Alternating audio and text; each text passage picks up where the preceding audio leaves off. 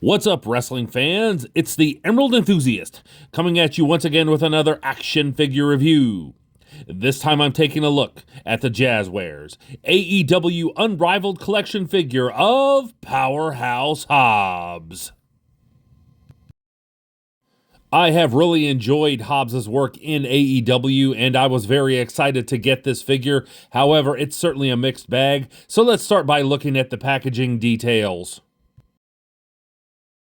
This is part of the Unrivaled collection with the upper deck trading cards. On the side here, we get the gold foil lettering that says Powerhouse Hobbs. This is figure number 78 of Series 9. On the side, we get the AEW logo, as well as the opposite side, and here is a headshot of Powerhouse Hobbs. We get some product information on the bottom and a window on the top where we can see the figure. On the back bottom, we get headshots of the other wrestlers who have figures in this wave. The top features the replica autograph, and we get an action shot of Powerhouse Hobbs from Rampage Grand Slam 2020. And now it's time to bust this figure out of the package and see what's inside.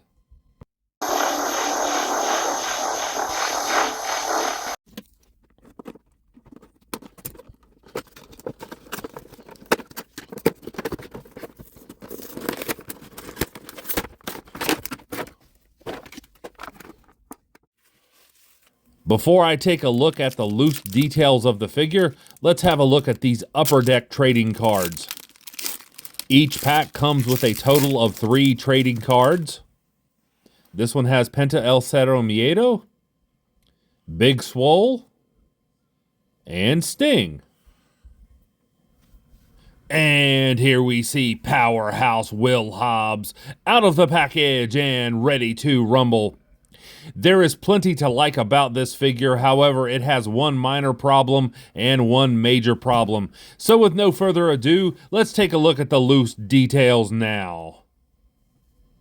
Here's a look at the lower body. The boots are extremely well done. They say willpower.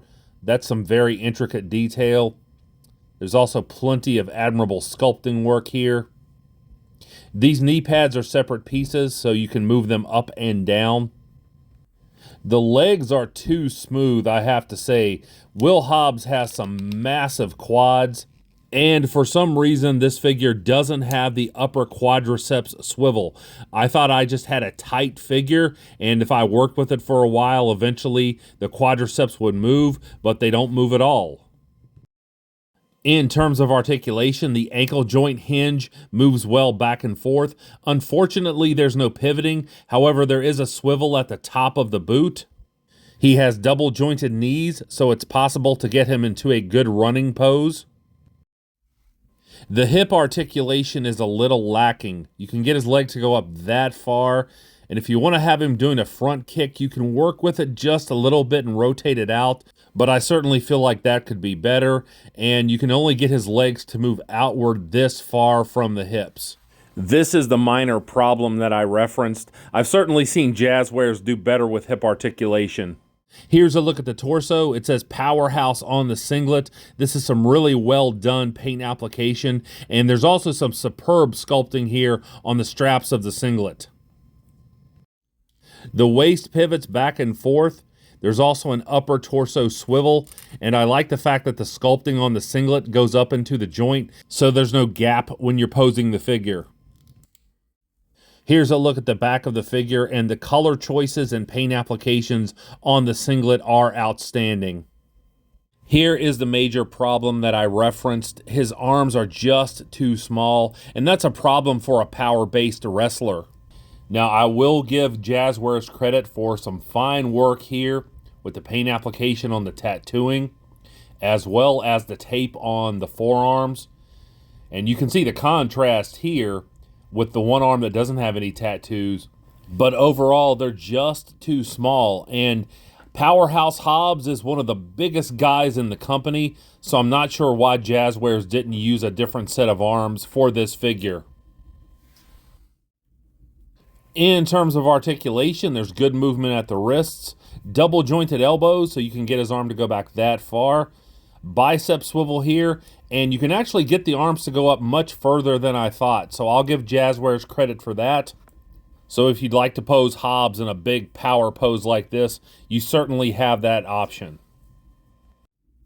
Here is the alternate set of hands. These are the taped up fists, and this is how I'm going to display my figure. These look excellent. And now for the biggest area of strength for this figure, and that is the head sculpts.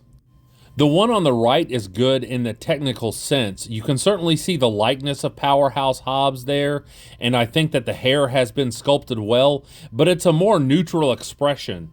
When I think about Powerhouse Hobbs, I think about that trademark sneer, and Jazwares has captured that perfectly here. You can even see one of his teeth here, so this is an outstanding job of sculpting.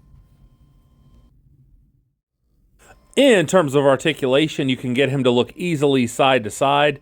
The head moves up this much. You can get him to look down that far.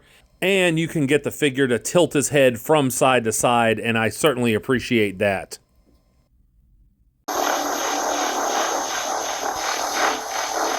I certainly hope you have enjoyed this review. If so, please like and subscribe.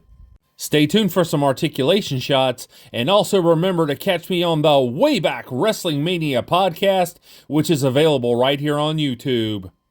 And I'll be back with more pro wrestling related content soon. But until we meet again, this has been the Emerald Enthusiast, and thanks for watching.